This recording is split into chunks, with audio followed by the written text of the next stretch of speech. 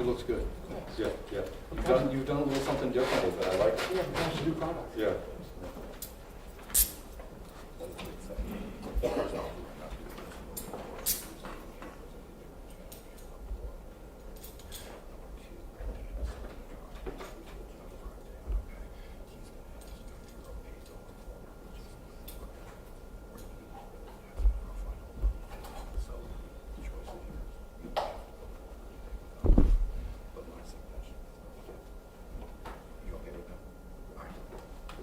Yes. CR 25-0548, State of Ohio versus Darnell Jones.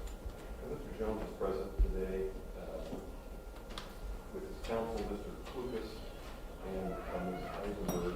The court was made aware that Ms. Baronis is in trial today and will be unavailable to be here. Mr. Lucas, we have a couple of things to cover today. One is a brief discussion on what you've captioned defense motion number 6 regarding the civil services subpoena. Mr. Daly is present for the state on that matter. You've also filed defense request number 7 to be held ex parte in camera, which we will do the second part of this morning's.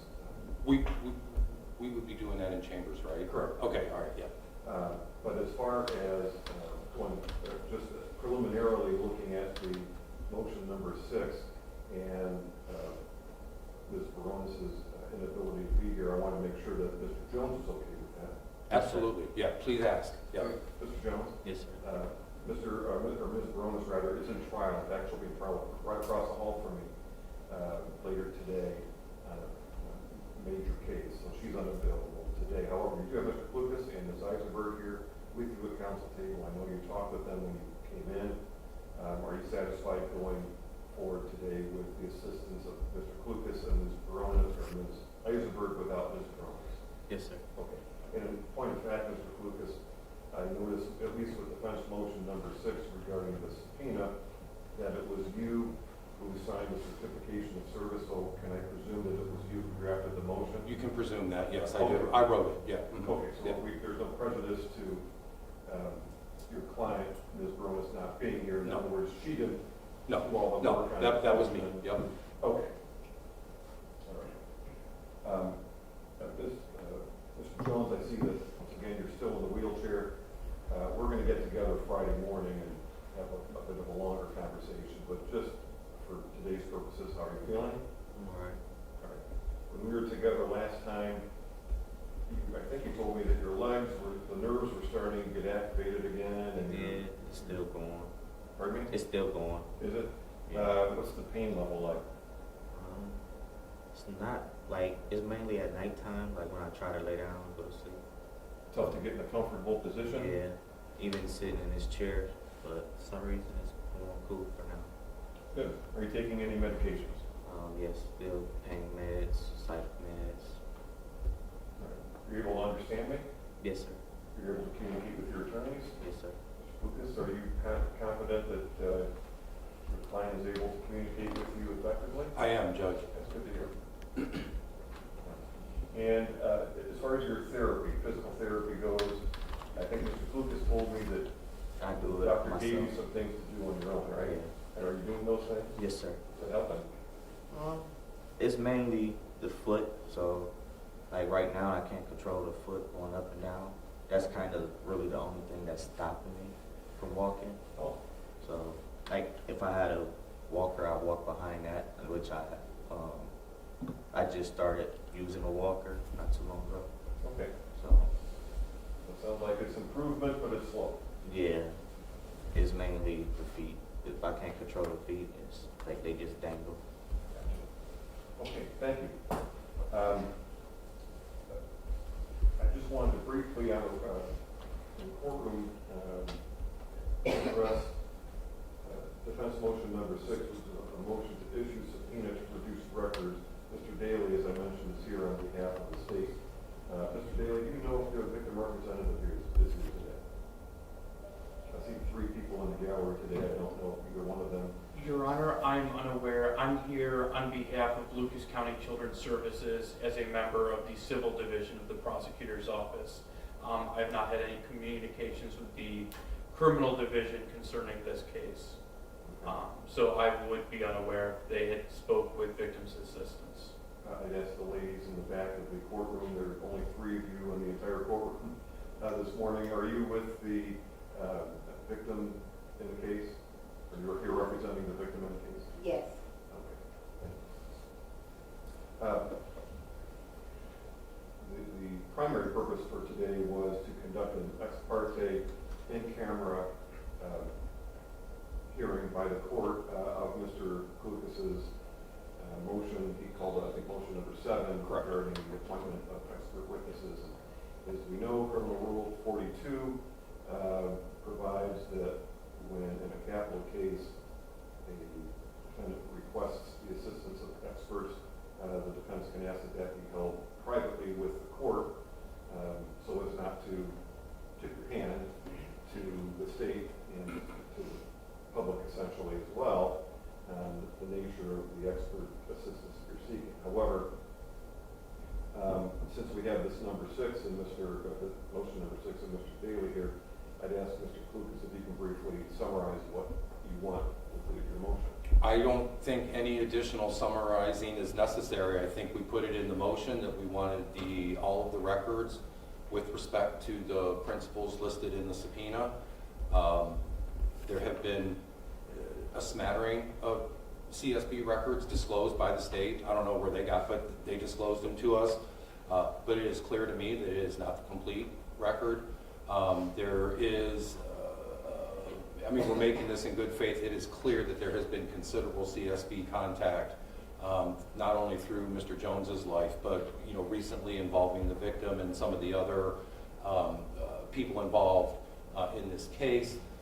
Given the potential utility of this information for both first phase and potential second phase utility, we are asking for it all. So I think that's what the motion said. So, as I understand it, you were, by the terms of the motion itself, asking that the court put its imprimatur on your service of the subpoena. Mr. Daly, I think, indicated to the court, or was about to, that the subpoena has already been issued. It has. The question, I think, here, even though it's already been issued, I think procedurally, even though it's already been issued and served, the state is still in a position, or somebody on behalf of CSB, to file a motion to quash before they actually have to comply with the subpoena. That's my understanding of the procedure. My further understanding is that the state is going to respond in writing this week. It was what I was told. And not that it really has any, that's any concern of Mr. Daly's, but there will be a follow-up to this directed to Cuyahoga County. I'm working through the Cuyahoga County logistics. A little bit bigger of a county, a little more bureaucracy. I want to do this as efficiently as I can rather than just drop a subpoena on a giant agency like that. So there's going to be at least one more. But Mr. Daly indicated to me, he called after the motion was filed a couple weeks ago and indicated that there was going to be a written response, motion to quash.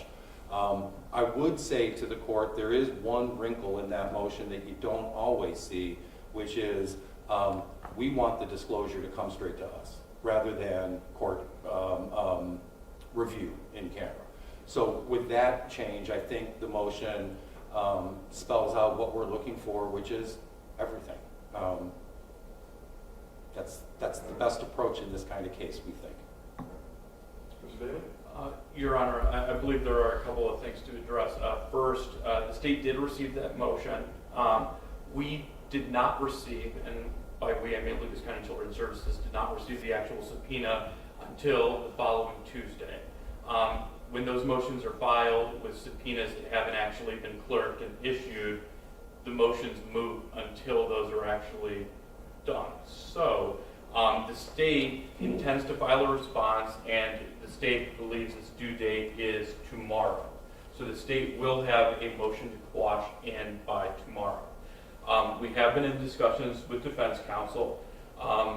There are, quite frankly, thousands of pages that are going to be involved here, some of which are county records, some of which belong to other counties. I've made that clear to Mr. Klukas just to help expedite this process, because quite frankly, Lucas County can't turn over records that don't belong to us. Those are other counties' records that belong to them and the people that they protect. And I believe Mr. Klukas is working on those as he suggested earlier. In my response, of course, Lucas County Children's Services is going to object to handing over the records directly to Defense Counsel. We are going to be requesting that those matters be reviewed in chambers, in camera for relevancy, and then a protection order be placed over whatever records are then distributed to the parties to this case that are relevant to either phase of the proceedings. All right. You mentioned, Mr. Daly, that the target records in Lucas County include within records from other counties, plural. Mr.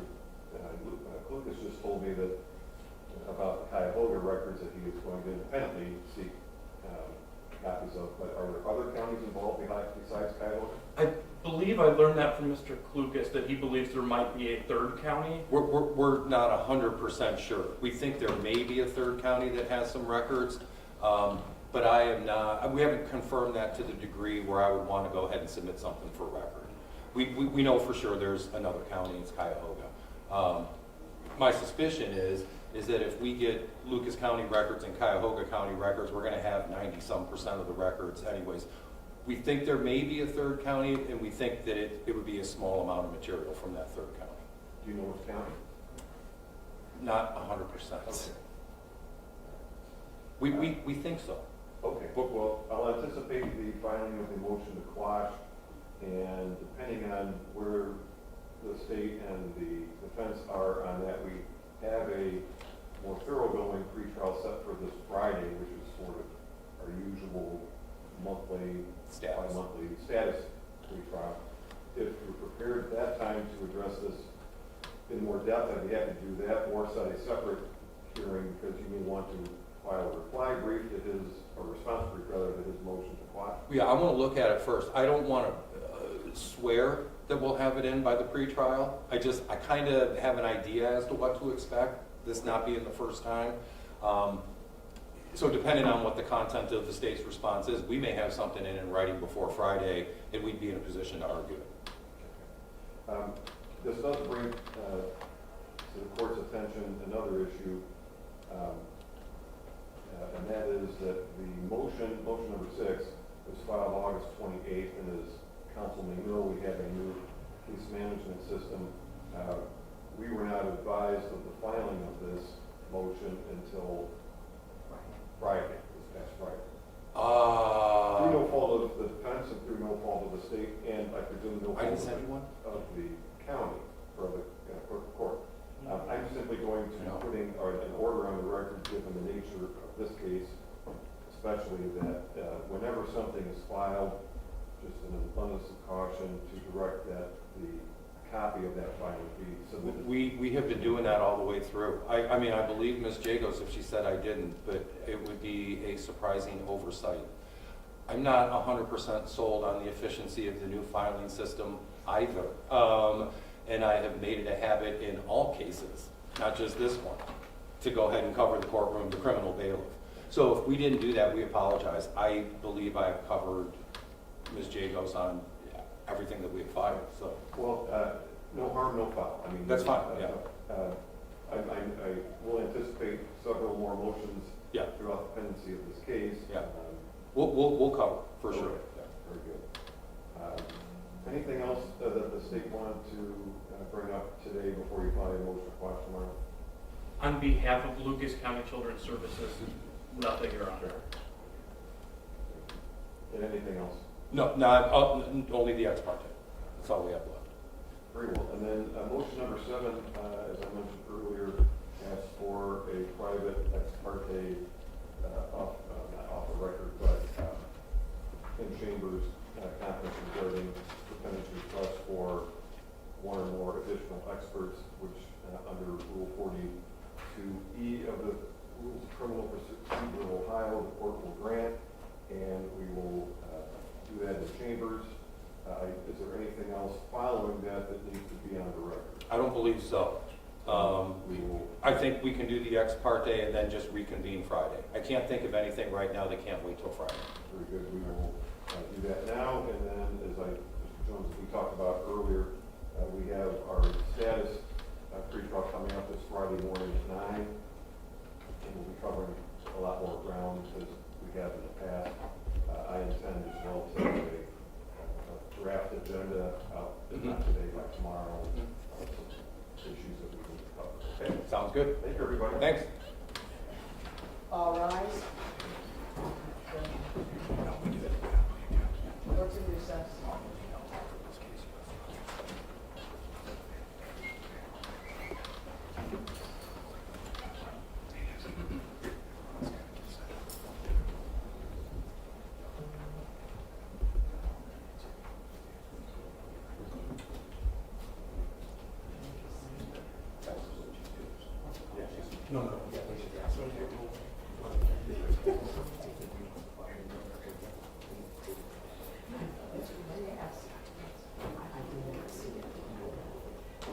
I will. Because I will. Okay. Good. I know. Well, I'm 100% sure it's you. But if it is new, we're not gonna tell anybody. Just tell me. Yes, Yeah. We won't tell anybody else. We're gonna keep it all a secret. But boy, I'm gonna go look, and if it turns out that I cover it, like, I can't. Yeah.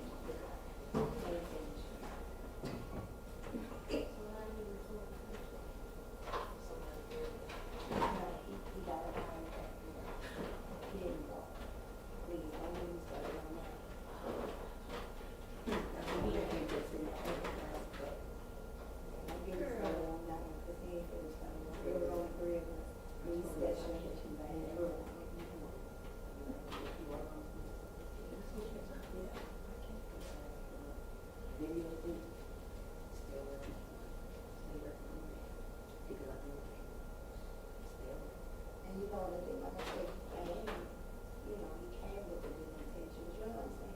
And there was quite a few of us out there that was walking. But the thing of it is, like I said, my senior shoe we had. I said, oh, these ain't even walking shoes, you know what I'm saying? But again, but in my mind, my focus is about the date, you know what I'm saying? I'm open my eyes, it's about her. Like, and I'm like, why would you think he came with this intention? Well, in the beginning, the day when he first came, but see, but then after that, he's been doing this for years. So he's never had the intention. So me, the wife of the brother told me. Right, I remember. So, but see, I didn't know any of this in the beginning. You know, they made a whole fucking song called Skinny Twins. See, and yes, So they started this 3 years ago. They live off of they monetize off of death of children. I know that. And they took a job. The one's abandoned his whole family. What? Yes, to go with his brother.